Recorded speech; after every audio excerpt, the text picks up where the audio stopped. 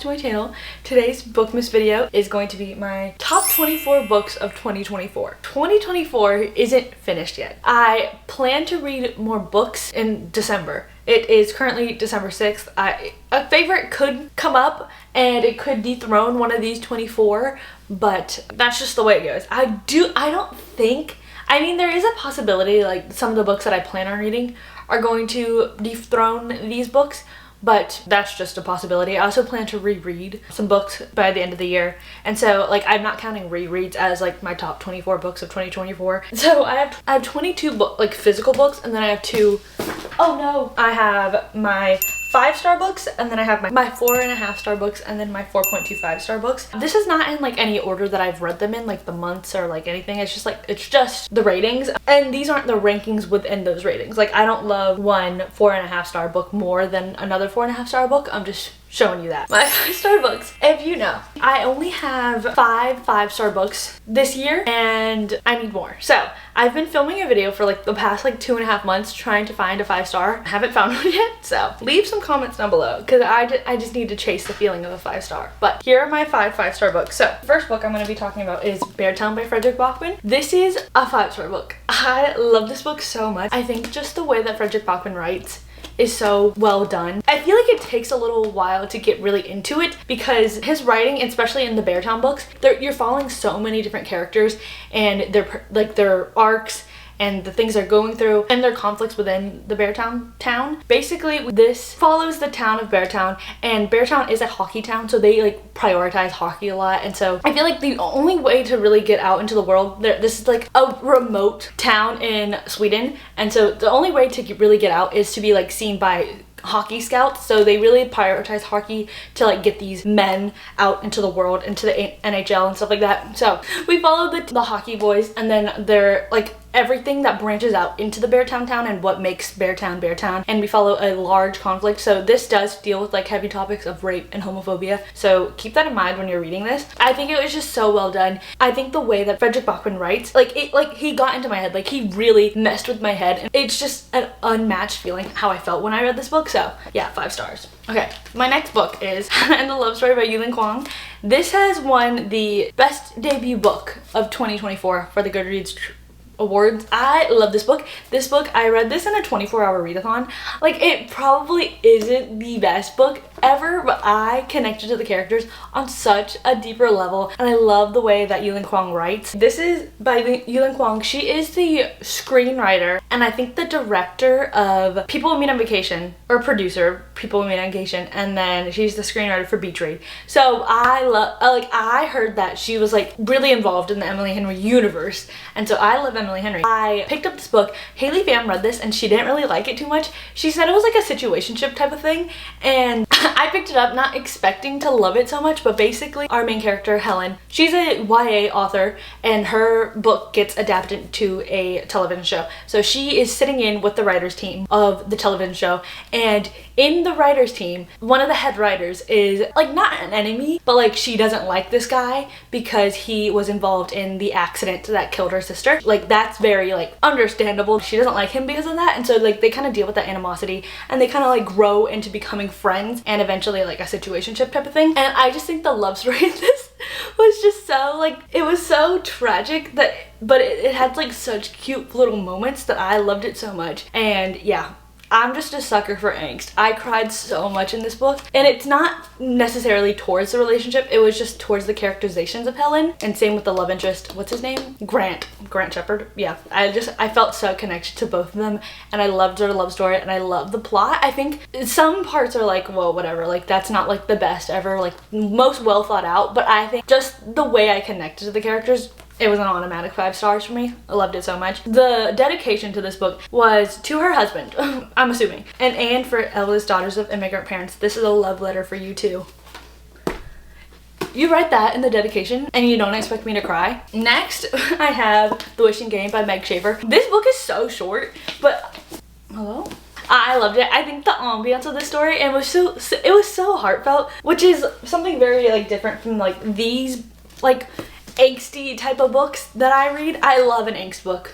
Love an angst book. If there's like an ounce of like an ounce of angst or sadness or anything like that, I'm eating it up. I'm eating it up. This one was just so feel good that it was just like, yeah, I loved it. It was so fun. I loved my time being in the book. This book reminds me a lot of like a middle grade book series that I loved so much, which was the Mysterious Benedict Society. And it was basically like these kids being like really smart and they just like figure out clues. And so like that's like a subgenre of like books that I love. Like I love clues. Don't know why.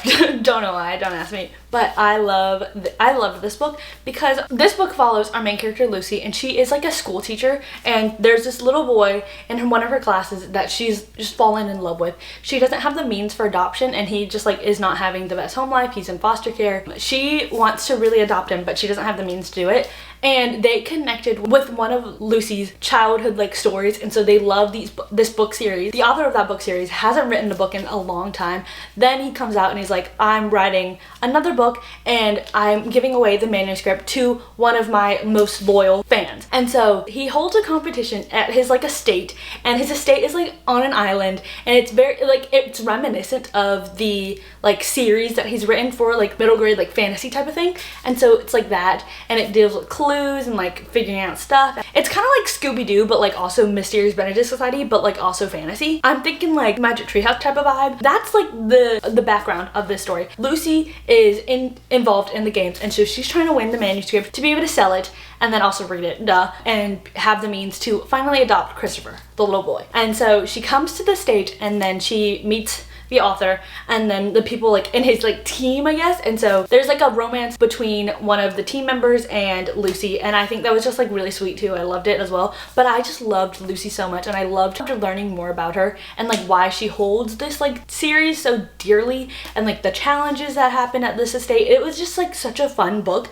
For literally less than 300 pages, you feel so connected to these characters. Great writing. Loved this book. My next 5 stars was Hello Beautiful by Anna Napolitano. I've had this book for so long, and I remember trying to read it one time. We follow a few main characters. This is basically like inspired by Little Women, and so like when you do read it, you can like see those like connections of Little Women in the story. We follow William and his relationship with this girl named Julia and her sisters and stuff like that. And so in the beginning they meet in college, but he's still like a basketball guy, and so they were talking about basketball for like the first like 20-30 pages. They were just talking about basketball, and I was like, do I want to read this? Like, is this for me? And then I DNF'd it, and then I had to read it for a different like a video that I was filming, and so I read it. Such a great book. I read this in January, and then this was like one of my first, like not the first literary fiction book I've ever read, but like I read this and I was like, wow, I do really want to read more about the literary fiction genre. So I've expanded into the literary fiction genre this year specifically, and I love it so much. This book, we have to thank for that, but I just loved the way that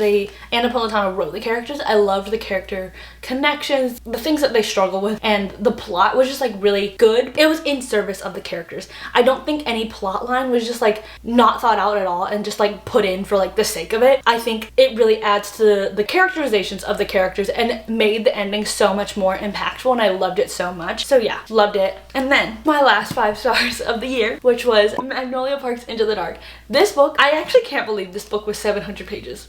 I actually can't. Like, I think about it, I'm like, wow, this book is 700 pages. I read every single one of those 700 pages. But I love this book. I love this series. I hold it so dear to my heart. Oh, it's just so beautiful. I love the artwork and the cover. I think Emmy, who does the cover design, beautiful artwork. I literally, like, this book is, it's so beautiful. You just have to sit and stare at it. This is the 3rd book in Magnolia and BJ's storyline from Magnolia Parks, the first one, and then the 2nd one is Magnolia Parks, The Long Way Home, and then this is the 3rd one. Just the way that all these characters have grown since the 1st book, it's crazy to look back on. I love this book. I love BJ. I love Magnolia. I love the whole universe, and so this book was gonna be 5 stars. I really don't think any book in this like universe could be less than 5 stars to me because of how connected to the plot and the storylines and the characters I am. I literally cried so much in this book, so 5 stars. You guys know how I feel about that. So those are all the 5-star books, and so now we're moving on to the 4.5-star books. First, I have The Perks of Being a Wallflower by Stephen Chbosky. This book, I read this book, and guys, I'm not proud. I read this book And then like I really liked it. The quotes in here are just so good. And we basically follow our main character named Charlie, and he is writing letters to like an unknown person, and he's just writing these letters to like get his feelings out. And so he just deals with so much since he was little. You really get into like the deepest parts of Charlie's mind, and it's just beautiful. I love the writing in here. I loved like the letters aspect. I really got to know Charlie and his like friendships within this book. You like figure it out. And so he's going into high school, and so he's like a freshman in high school. He doesn't know what he's doing. He doesn't really have any friends, and so he's writing these letters to have somebody to talk to. And then throughout the book you like see him getting more friends and like being part of this friend group that he just holds so dear to him. He loves his friends so much and his family, and it's heartbreaking, but it's really a nice little read. One thing, this one has like the 20th anniversary edition. It's an extra letter like in the future of Charlie, and so I went on Reddit and people hated that little edition. They were like, girl, this is not Charlie. This is not like, this is, what was that? Like, what was that? I watched the movie. Oh my god, the movie was heartbreaking. I feel like I didn't catch what was happening in the book when I was reading it. Like, I just never really read between the lines, but watching the movie and having it spelt out for you, and the author was like really involved in the movie, so I really love that movie adaptation. So love this story. Next was Normal People by Sally Rooney. Girl, just the way that Connell and Marianne, I hold them so dear to myself. I love them, and this is this type of like romance, like toxic romance that is just like so heartbreaking and so much angst and miscommunication. This is my type of book. This is my type of book. I loved it so much. I really liked it. I watched the TV show before I read the book, and so like I was picturing those actors and everything like that. I didn't remember the ending of Normal People, so I was like, I remember I was filming a reading vlog, and I can link it down below, and I was sobbing. Turned the next page, it was over. I was like, that's it. Like, I was gagged. It was crazy, but I love the way you get so into the minds of Connell and Marianne and like what they choose to reveal about themselves and their like hesitations of being in love and everything like that. It's so good. I love the characters so much. It is a little jarring to get into because of the no quotation marks that Sally Rooney uses, so it like takes a while to get into it. I think this writing, and remember this one, is not as descriptive as in another Sally Rooney book that I read, so I think this one's really easy to get into her writing, and I would recommend this one first to like see if you can gauge if you like Sally Rooney's writing, because from what I know, like her characters always like, there's always some type of miscommunication. They're all kind of flawed, but like you find the love in those characters. Next, I have A Dowry of Blood by S.T. Gibson. This is a queer Dracula's Bride retelling, and so we're in the mind of Constanta, and she's writing these direct letters and like a direct confrontation to Dracula and her time being in his like captivity, I guess. Yeah, so she's reclaiming her identity as Constanta because of how long her and Dracula have been involved with each other. This Dracula's Bride retelling doesn't actually name Dracula, so he is like the oppressive force, but they don't give him a name. They don't give him power over them anymore. So we follow that and their relationship and like their connection towards like them and their other lovers as well. And so like I really liked it. I think the vampire aspect was like really, this is under the horror genre, and so I liked that horror aspect of the vampires because it's not romanticizing the like drinking blood. Is that a crazy like thing for me to say? But like it doesn't romanticize like that vampiric aspect that a lot of like TV shows and like movies like talk about. We are like historical fiction. They're old. So we do like deal with that, and I loved it. I loved the way that it was all tied together. I loved everything. I loved the characters. Like the writing was just so distinct, and I loved it so much. It was so good. Next, I have The Will of the Many by James Islington. I saw like raving reviews for this, and I haven't seen a bad review of it, I'm not gonna lie. It was such a good fantasy book. I think it did take me a while to really get into it. Why am I justifying that these aren't 5 stars? You guys don't care. Yeah, I loved it. I love the plot. I love the story. I love the world building. It was a little hard for me to like grasp and understand a little bit, but we got there in the end. I love like the aspect. So this has like the trials university type of aspect of the book, and it's like this like guy rising up in the ranks, and so he's like trying to be like a double spy in this society, and it was just really good. I loved the characters, and so once we got into the university aspect of the book, that's where everything was like, I love this book. It was so much better than the beginning, I guess. So, like the first like third of it, I loved the university aspect so much. It was so cool. I feel like once we got into the university aspect of this like story, you can see see so much more of his, and it was just really good. I think the writing was good. I loved his interactions with everybody. Like, you know, like sometimes when like a writer like just gets their character, that's what this is. Duh, I feel like every writer should get their character, but like some of them don't. So I feel like this writer got his character. He got his character. I know James Islington wrote, he has like an epic fantasy, and I know he's like big in that universe, and I do think I might read more James Islington like other novels because I just really liked this one. But they're all really big. So next I have Prisoner's Throne by Holly Black. This is the second in the Stolen Heir duology. This is the aftermath of the Cruel Prince, so we follow Oak, and he is Jude's younger brother in the Cruel Prince.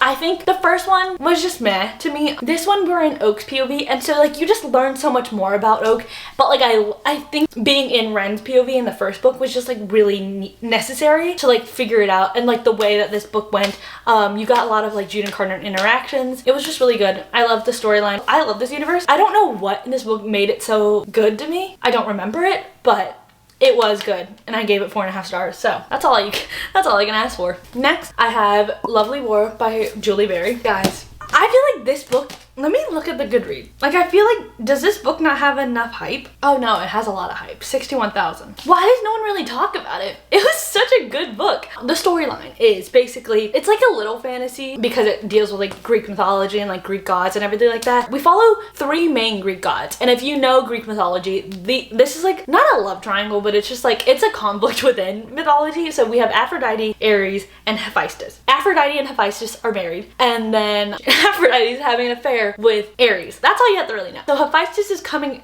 up to Aphrodite. He's like, what the hell, man? Like, what are you doing? And so like Aphrodite's kind of getting judged on Mount Olympus, and so she's like telling the story of like why she loves being with humans. Her whole like shtick is like being the goddess of love. In actual Greek mythology, she's like a lot more like metal-y, but I feel like this book is just like really like, it's like an intro to it. It's like really cute the way like her powers are. Aphrodite, she is telling her story of like why she loves being on Earth, and like why she loves being like around the humans and like helping the humans be like fall in love and stuff like that. She does this with 2 love stories. So we have Hazel and James, and then Aubrey and Colette. This is set in World War I. Hazel is a pianist from London, and then James is like a British soldier. Audrey is a Harlem-born person in the US Army as well, and then Colette is a Belgian singer, basically. Just the way that these characters cross paths and the way that love is depicted in this book so well. Like, it's not like considered foreshadowing, but just like the chapter titles are of like Greek gods that like if you know any like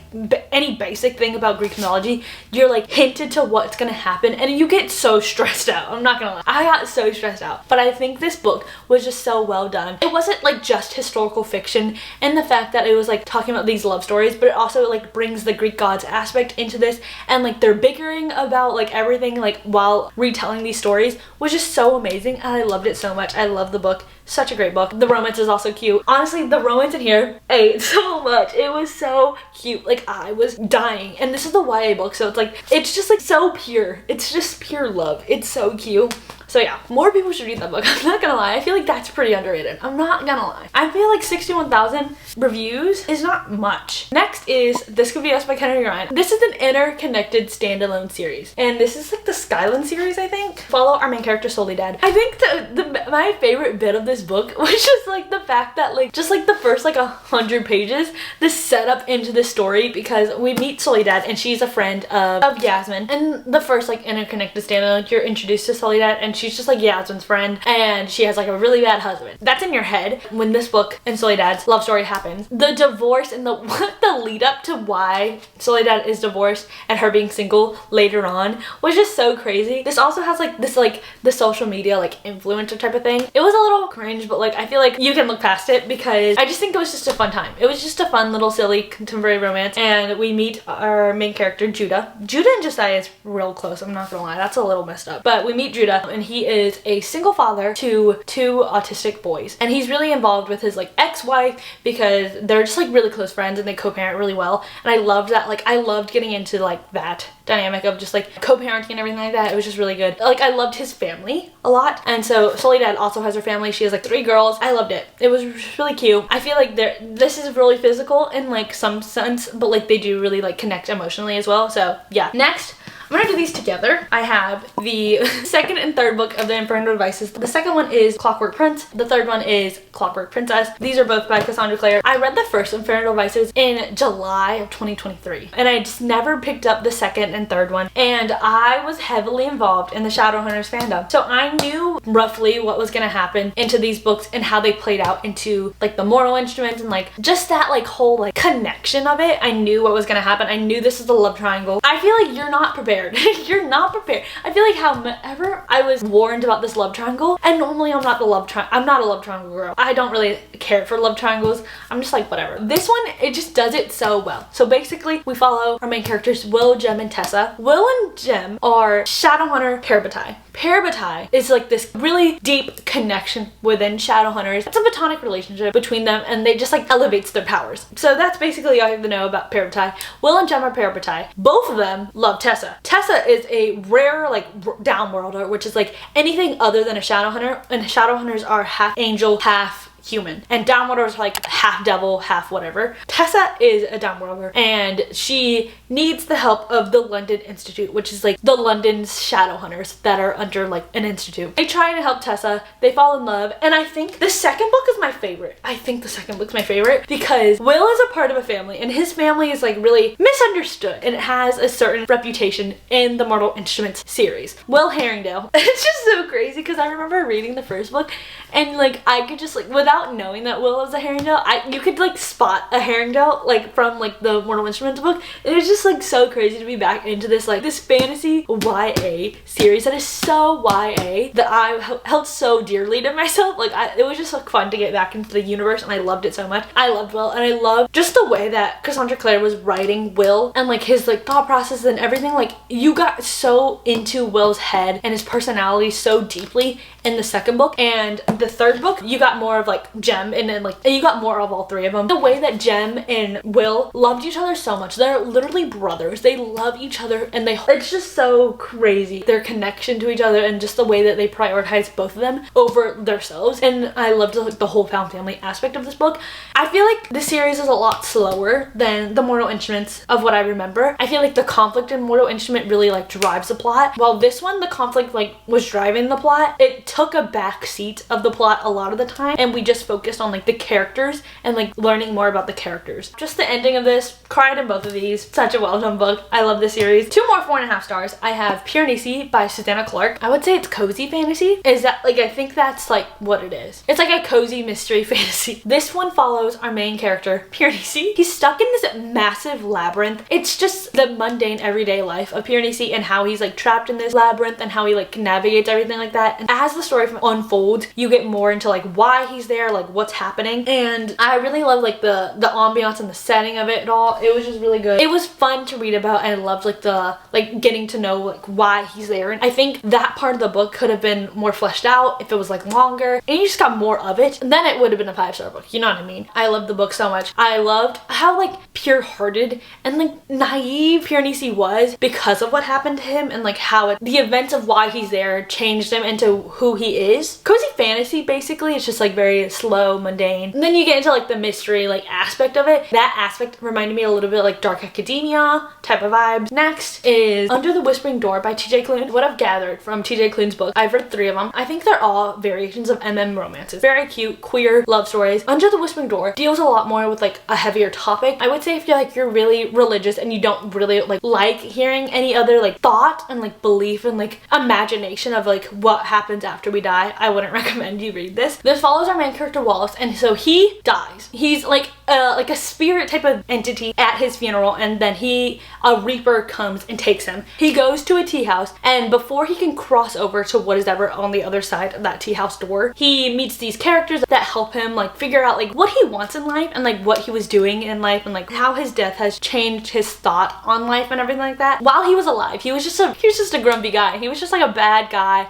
He was like a businessman, just a bad corporate businessman. He meets this like found family vibe in this tea house. There's like a romance in it. It's really cute and I loved it. It was just such a cute book, but it like dealt with like really heavy things and it was just so beautifully written. I really can recommend this. I think this was like a 2021 Barnes & Noble like book of the year type of thing. Really well done. I think that's my favorite TJ Klune book. Those are all the 4.5 stars. Moving on to all of my 4.25 star book. First one we have is Us Against You by Fredrik Backman. This is the second book in the Beartown series. Told you, I love the Beartown series. This follows the aftermath of book 1. In theory, you're like, what's gonna happen to this town after book 1? And this one, it surpassed every expectation I had. He messes with your head and like I would say even more in this book. Like I think one of the first like chapters, people we love will die, we'll bury our children beneath our most beautiful trees. That is the last 2 sentences of chapter 1. He literally mindfucks you. Like it's like crazy. Just the way that like he plants like a seed in your mind and then like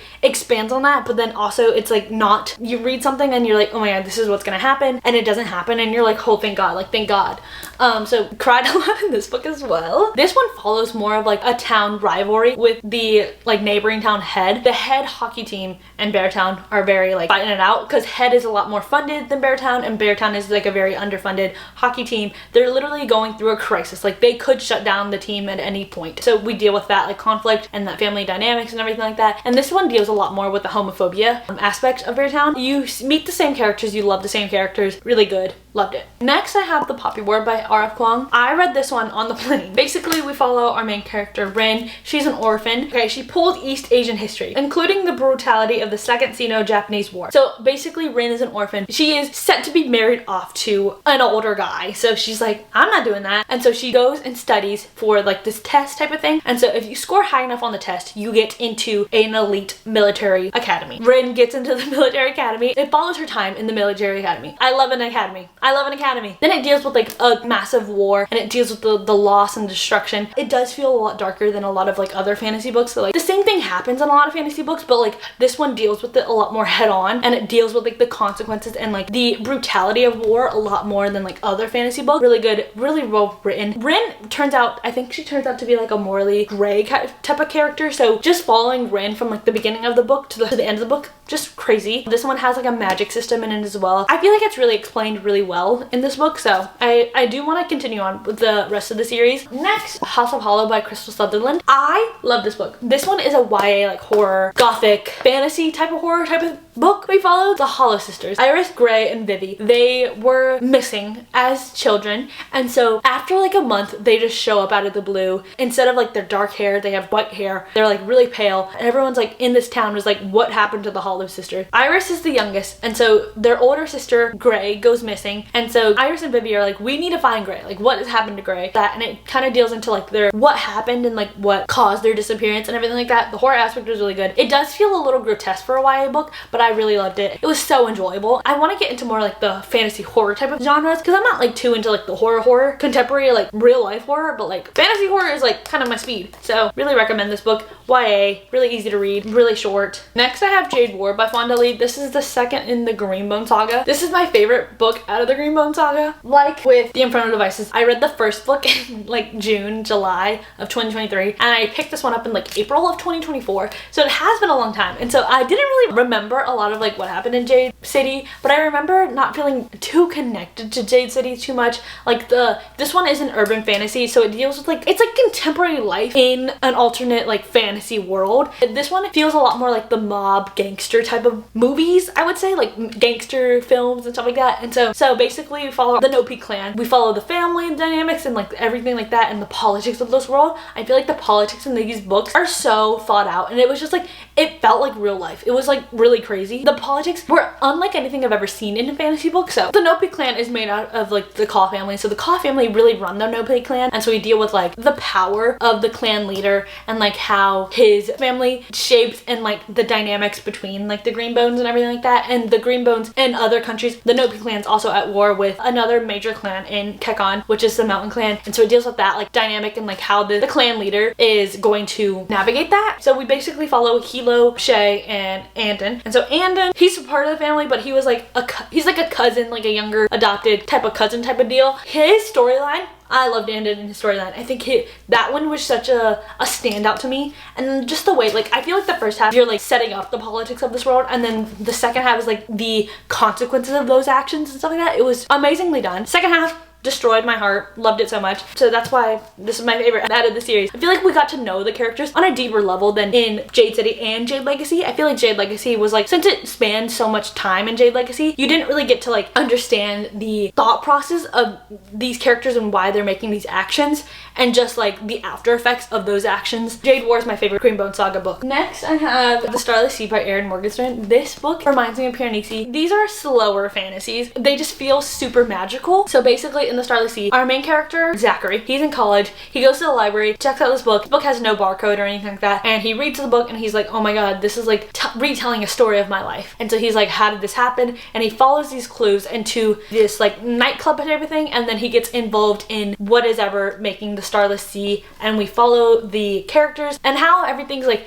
connected to this like alternate universe world type of thing, and there's romance in here. It's just a vibey fantasy. It does feel a little slow. It's very whimsical. You read it and you're just like, you don't really think about it like how this is happening. You're just like reading it and you're like, oh yeah, okay, that makes sense.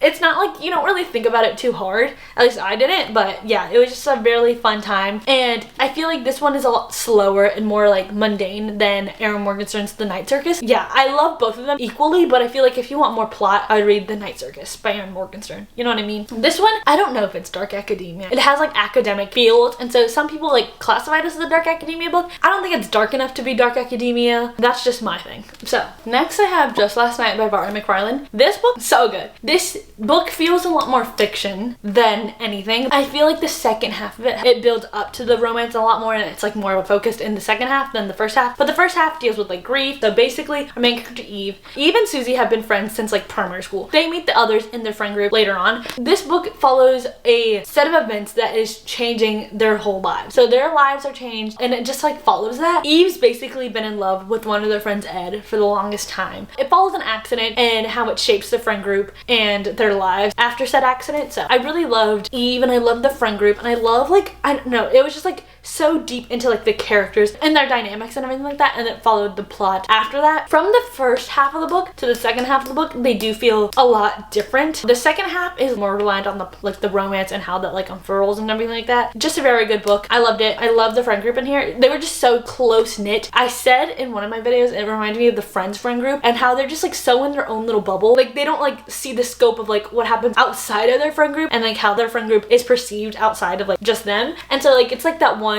joke in Friends where like Phoebe, they were all 6 in like the living room of Monica's apartment, and then someone knocked on the door, and then Phoebe was like counting all of them off, like, oh yeah, we're all 6 here, like who could that be? It is that like that type of joke, and it was really, I loved it. It was just really good. Next is Brandon Sanderson, Mistborn. I really enjoyed Mistborn. I read the second in the Mistborn series, and I just don't think it lived up to Mistborn to me. I still enjoyed it, but Mistborn, it was just like a different breed. This one follows like a heist type of thing, and so we basically follow our main character Vin. She's an orphan. In this universe, the Skull are the really like lower class, and so there's this Lord Ruler. Everyone like worships him basically. He has inquisitors and stuff like that, and so they have powers. Inquisitors, they are mistings, and mistings are characters who can only have power with one metal. But Kelsier, he was like the face of the rebellion going against the Lord Ruler for reasons that are very personal to him. So he is like trying to overthrow the Lord Ruler. He recruits Vin, and she goes undercover in a noble family to try to like gain information and stuff like that. Kelsier and Vin are Mistborn, and so Mistborn are characters who can deal with every single metal, so they have like the power to use every single metal and get those powers from those metals and stuff like that. I feel like the magic system is really cool. I feel like I loved the characterizations of everybody in this book a lot more than the second book. Yeah, and I loved like the found family that Vin found in the first book a lot more specifically. But yeah, I loved this book. Really good. So the last book in my top 24 books of 2024 is Beautiful World, Where Are You by Sally Rooney. I love this book. This basically follows our main characters, Alice and Eileen. Their friendship, they meet in college. They're just typical white women. Like, Sally Rooney just gets her characters.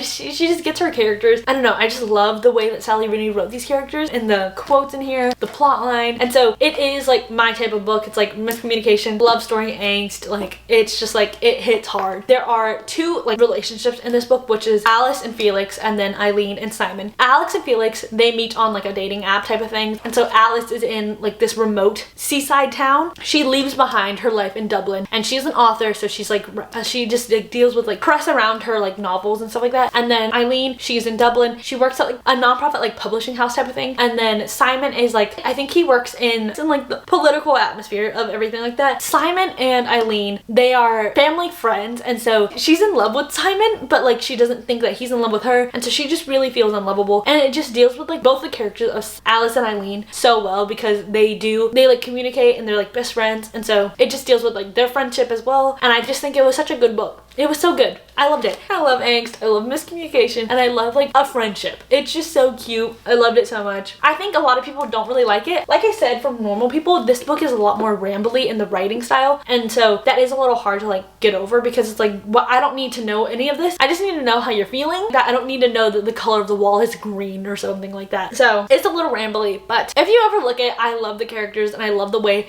Sally Rooney writes her characters, so I'm really excited to get into the rest of Sally Rooney's works by the end of this year and into the next year. So those are the top 24 books of 2024 for me. Let me know some of your favorites of 2024. I have 5 stars, some 4.5 stars, and some 4.25 stars that I've shared with you. I love all these books so dear to my heart. These have become some of my favorite books of all time. I've been reading since half of 2022, and so I feel like this year I've kind of like got into my groove a little bit more. I've learned that I really enjoy literary fiction works. I've kind of cut back on like the like romantasy, like YA fantasy type of books, but I still enjoy those books. I'm still reading contemporary romances as well. And I feel like this reading year has been really good, and branching out into like different genres, different authors and stuff like that. I'm gonna get into this more, into like all the books that I read in 2024, but yeah, so look up for that video. That video is gonna be so long. Think about editing these videos and it's just like, yeah, girl, why did you speak so much? Thank you guys so much for watching. I hope you enjoyed Bookmas up until this point. I think this is the 3rd video of Bookmas, so let me know down below if you've been enjoying Bookmas and seeing more of me, I guess. Do you want to see more of me?